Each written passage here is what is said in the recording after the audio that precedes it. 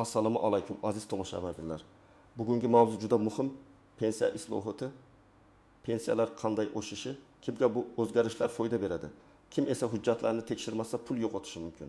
Men sizga bu masalani oddiy tilda raqamlar bilan hayotiy misollar orqali tushuntirib beraman. Bu ma'lumot faqat hozir pensiya olayotganlarga emas, yaqin yillarda pensiyaga chiqadiganlarga, ota-onasining hujjatlarini yuritayotgan farzandlarga, rasmiy ishlayotgan va ishlamayotgan har bir insonga tegishli. Agar siz pensiyangiz to'g'ri hisoblanishini, oshirilganda qancha bo'lishini, qaysi hujjatlar kerakligini va qayerda xato bo'lishi mumkinligini bilmoqchi bo'lsangiz, videoni oxirigacha ko'ring. Hozirning o'zida kanalga obuna bo'ling, videoga like bosing. Chunki bu kabi tushuntirishlar ko'pchilikka kerak bo'ladi. Endi asosiy masalaga o'tamiz. Avval pensiya masalasida ko'pchilik oddiy bitta narsaga ishonib kelgan. Yoshim yetdi, mehnat daftarcham bor, pensiya tayinlanadi. Lekin amalda pensiya miqdori faqat yoshga bog'liq emas. Pensiya 3 ta katta omilga bog'liq. Ish staji, rasmiy daromad, pensiya jamg'armasiga yoki soliq tizimiga to'langan badallar va tasdiqlovchi hujjatlar. Ya'ni odam 30 yil ishlagan bo'lishi mumkin, lekin shu 30 yilning hammasi hujjatda to'g'ri aks etmagan bo'lsa, pensiya hisobida muammo chiqadi. Oldin ko'p ma'lumot qog'ozda yurardi. Mehnat daftarchasi, ish joyidan ma'lumotnoma, arxivdan tasdiq, buyruq nusxalari. Hozir esa davlat tizimlari bosqichma-bosqich raqamlashtirilmoqda. Bu yaxshi tomoni bilan qulay. Ko'p ma'lumot elektron bazadan olinadi. Odam har bir joyga yuguravermaydi. Lekin xavfli tomoni ham bor. Agar elektron bazada ma'lumot noto'g'ri kiritilgan bo'lsa, ish haqi to'liq ko'rinmasa, staj uzilib qolgan bo'lsa, pensiya ham kamroq chiqishi mumkin. Pensiya islohoti deganda ko'pchilik faqat pensiya oshadimi yoki yo'qmi deb o'ylaydi. Aslida islohot faqat oshirish emas. Islohotning maqsadi pensiya tizimini adolatliroq qilish, rasmiy ishlagan va ko'proq badal to'lagan odamning pensiyasi ham shunga mos bo'lishini ta'minlash, eng kam daromadli pensionerlarni himoya qilish, nogironligi bor shaxslar, boquvchisini yo'qotgan oilalar, mehnat staji yetarli bo'lmagan fuqarolar bo'yicha alohida tartiblarni aniqroq qilishdir. Bu yerda eng katta savol, pensiyalar qanday oshadi? Odatda pensiya oshishi ikki yo'l bilan bo'ladi. Birinchisi, umumiy indeksatsiya, narxlar oshishi, inflyatsiya, budjet imkoniyatlari inobatga olinib, pensiyalar ma'lum foizga oshiriladi. Masalan, pensiya 1 million 200 ming so'm bo'lsa, 10% oshsa 1 million 220 ming so'm bo'ladi. Ikkinchisi, shaxsiy qayta hisoblash. Odamning staji, ish haqi, topilgan yangi hujjatlari, imtiyozli davrlari hisobga olinib, uning pensiyasi alohida ko'rib chiqiladi. Mana shu ikkinchi yo'l ko'p hollarda odamga katta farq beradi. Men birinchi navbatda shuni aytaman. Pensiya miqdorini oshirishni kutib o'tirish bilan ish bitmaydi. Sizning pensiyangizdagi har bir so'm ortida hujjati, tashta hisob-kitob turadi. Agar hujjat to'liq bo'lsa, odam o'z haqini oladi. Agar hujjatda bo'shliq bo'lsa, tizim bu davr tasdiqlanmagan deb hisoblaydi. Masalan, bir ayolni olaylik. U 1980 yildan 2000 yilgacha tikuv fabrikasida ishlagan. Keyin bozor iqtisodiyotiga o'tish davrida korxona yopilgan. Hujjatlar arxivga topshirilgan. Ayol pensiyaga chiqqanda mehnat daftarchasida yozuv bor, lekin ish haqi bo'yicha ma'lumot yo'q. Agar ish haqi tasdiqlanmasa, pensiya hisobida o'sha davr minimalroq ko'rsatkichlar bilan baholanishi mumkin yoki ayrim holatlarda to'liq inobatga olinmasligi mumkin. Natijada u oyiga deylik 1,2 ming yoki 2,2 ming so'm kam olayotgan bo'lishi mumkin. Bir oyda bu mayda ko'ringani bilan bir yilda 1 million 800 mingdan 3 million so'mgacha farq qiladi. Yana bir misol. Erkak kishi 35 yil ishlagan. Shundan 20 yil rasmiy, 25 yil esa kelishuv asosida, ya'ni ustadan pul olib. Firma nomidan ishladik, lekin oklat ko'rsatilmagan shaklida o'tgan. U pensiyaga chiqqanda o'zini 35 yillik ishchi deb biladi. Lekin davlat hisobida faqat rasmiy tasdiqlangan 20 yil ko'rinadi. Shunda u hayron bo'ladi. Men shuncha yil ishlab, nega pensiyam kam?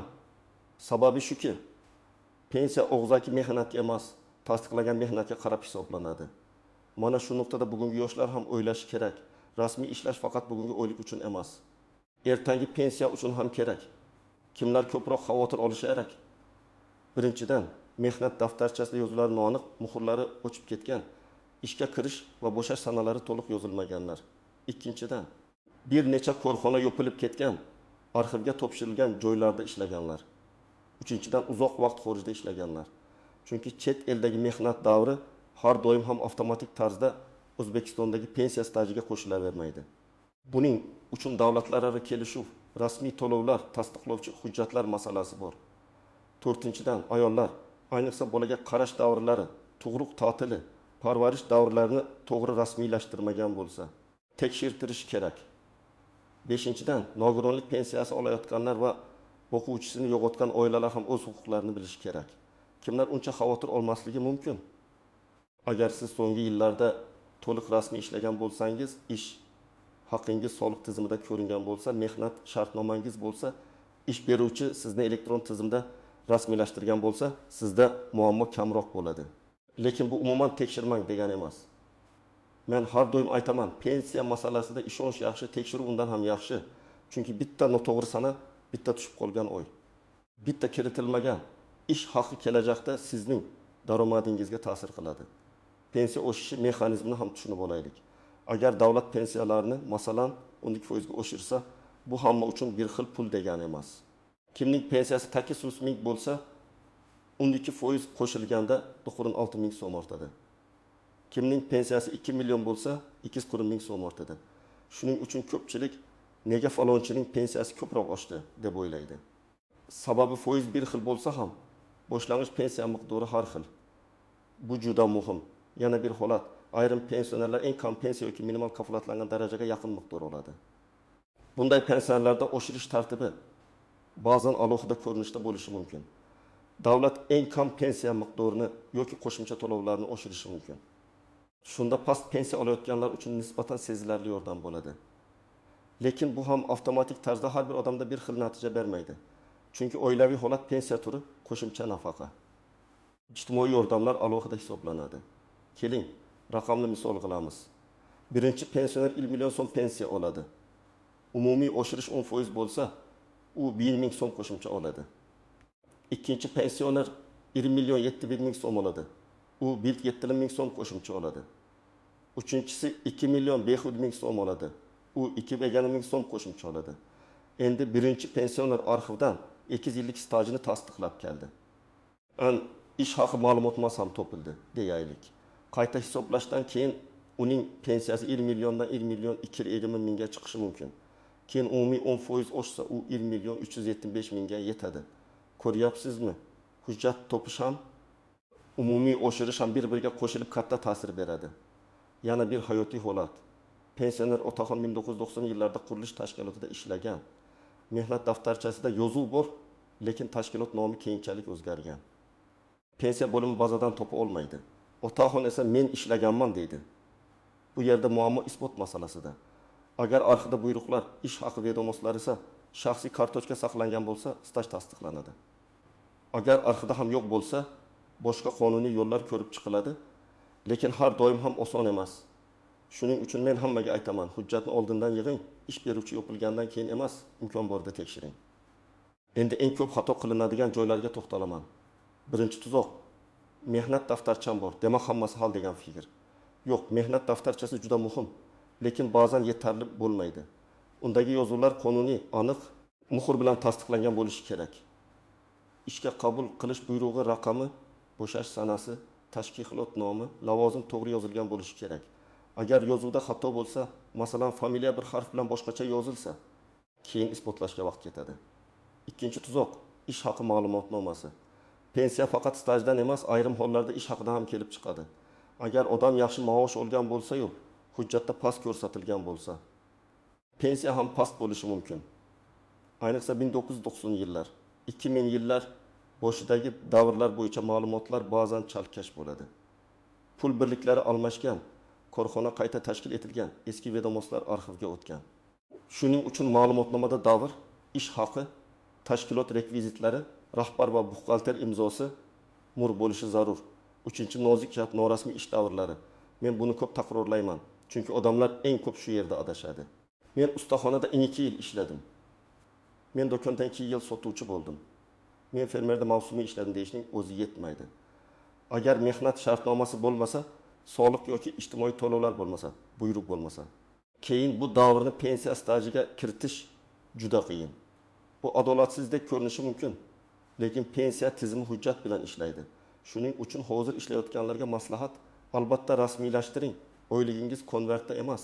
Hisobda ko'rinsin. 4-masala. Ayollarning bolaga qarash davrlari. Ko'p onalar farzand tarbiyasi sabab ishda uzilish qilgan. Ayrim davrlar qonunchilikda belgilangan tartibda stajga qo'shilishi mumkin. Ayrimlari esa cheklovlar bilan qo'shiladi. Bu yerda tug'ilganlik guvohnomalari, ish joyidagi ta'til buyruqlari, mehnat daftarchasidagi yozuvlar kerak bo'ladi. Ayol kishi men uyda bola qaraganman degani bilan hujjatsiz davr avtomatik qo'shilmaydi. Ayniqsa bir necha farzandi bor ayollar bu masalani oldindan tekshirtirishi lozim. 5-masala imtiyozli pensiya. Ayrim kaslar og'ir, zararli yoki alohida sharoitlarda ishlagan bo'lishi mumkin. Masalan, kimyo, issiq seks, ayrim tibbiyot va ta'lim yo'nalishlari, harbiy xizmat yoki unga tenglashtirilgan xizmatlar bo'yicha alohida tartiblar bo'lishi mumkin. Lekin bu yerda eng muhim narsa lavozim nomi va ish sharoiti hujjatda aynan belgilangan tartibda ko'rsatilgan bo'lishi kerak. Odam men zararli joyda ishlaganman deydi, lekin hujjatda lavozimi oddiy ishchi deb yozilgan bo'lsa, imtiyozni isbotlash qiyinlashadi. 6-masala. Pensiya tayinlangandan keyin ham qayta hisoblash mumkin bo'lgan holatlar. Ko'p pensionerlar bir marta pensiya tayinlandi, endi o'zgarmaydi deb o'ylaydi. Aslida yangi hujjat topilsa, ilgari hisobga olinmagan staj tasdiqlansa, ish haqi ma'lumotlari aniqlansa, pensiya qayta ko'rib chiqilishi mumkin. Lekin buning uchun murojaat qilish kerak. Hech kim sizning uyga kelib, sizda yana 5 yil staj bor ekan deb aytmaydi. Tizimda ko'rinmasa, o'zingiz harakat qilishingiz zarur. 7-tuzoq, og'zaki maslahatga ishonish. Mahallada kimdir menga shunday deyishdi, faloncha arizasiz oshirib berishibdi. Hujjat kerak emas ekan deb gapirishi mumkin. Men bunday gaplarga ehtiyot bo'lishni tavsiya qilaman. Har bir insonning holati boshqa, pensiya turi boshqa, ish staji boshqa, tug'ilgan yili boshqa, ish haqi boshqa. Shuning uchun aniq javobni faqat hujjatlar asosida olish mumkin. Endi eng muhim qism, siz hozir nima qilishingiz kerak? Men buni bosqichma-bosqich tushuntiraman. 1-qadam, shaxsiy hujjatlaringizni tartibga soling.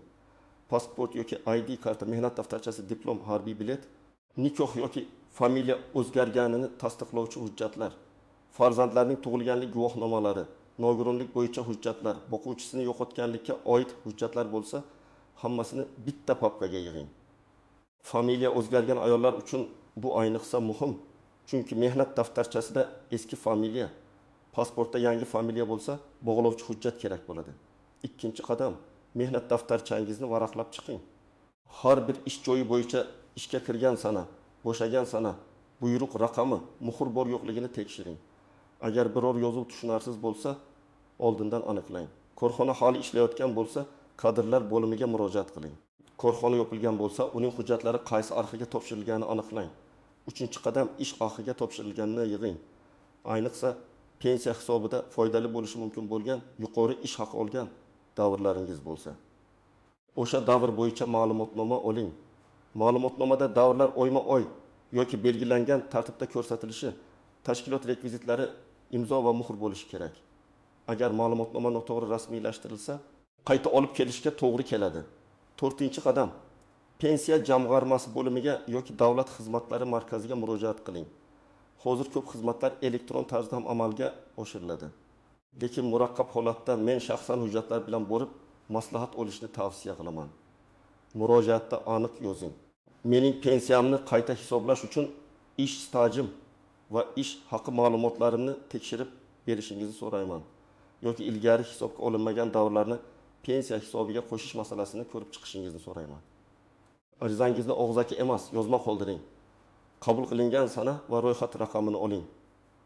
5-qadam, agar arxiv kerak bo'lsa, arxivga rasmiy so'rov yuboring. So'rovda to'liq familiyangiz, tug'ilgan sanangiz, ishlagan korxona nomi, lavozim, taxminiy ish davri, agar bilsangiz bo'lim yoki seks nomini yozing.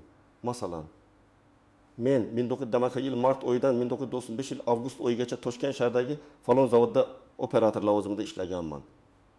Shu davr bo'yicha ishga qabul qilish, bo'shatish buyruqlari va ish haqi ma'lumotlarini berishingizni so'rayman. Qanchalik aniq yozsangiz, arxivga topish shunchalik oson bo'ladi. 6-qadam, javoblarni saqlang pensiya bo'limidan. Arxivdan, ish beruvchidan kelgan har bir javobni saqlab qo'ying. Hatto ma'lumot topilmadi degan javob ham kerak bo'lishi mumkin. Chunki keyingi bosqichda boshqa yo'l bilan isbotlash masalasi ko'riladi. Hujjatlarni rasmga olib qo'ying. Nusxa ko'chiring, asl nusxalarini yo'qotmang. 7-qadam, pensiya hisob kitobini tushuntirib berishni so'rang. Siz fuqaro sifatida pensiyangiz qaysi staj asosida, qaysi ish haqi asosida, qaysi qo'shimchalar bilan hisoblanganini bilishga haqlisiz. Menga pensiya miqdorini hisob kitobini tushuntirib bering deb so'rang. Agar tushunmasangiz, qayta so'rang. Bu uyat emas. Odam o'z pulining qanday hisoblanganini bilishi shart. 8-qadam, agar rozi bo'lmasangiz, yuqori turuvchi tashkilotga murojaat qiling. Avval tuman yoki shahar bo'limi, keyin viloyat boshqarmasi, zarur bo'lsa respublika darajasidagi mas'ul idoraga murojaat qilish mumkin. Har doim dalil bilan yozing. Mening 1990-yillardagi ish stajim hisobga olinmagan. Mana arxiv ma'lumotnomasi ilova qilinadi yoki ish haqi ma'lumotnoma taqdim etilgan, lekin hisob kitobda ko'rinmayapti. Hissiyot bilan emas, hujjat bilan gapirsangiz natija yuqoriroq bo'ladi. 9-qadam. Hozir ishlayotganlar uchun.